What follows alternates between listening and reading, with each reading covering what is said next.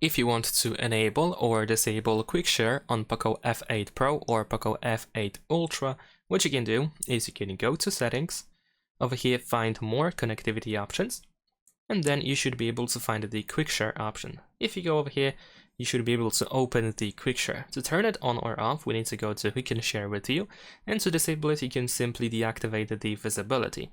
On the other hand, if you want to use quick share, you want to make sure that visibility is enabled, and also you might want to switch the visibility to, let's say, everyone or everyone for 10 minutes to ensure that actually everyone can find your phone in case the other device is not listed in contacts or it is not your device that uses the same Google account. You can also go to quick settings or the control center, and you should be able to find the quick share button in here, and you can actually tap on it in order to immediately open the quick share.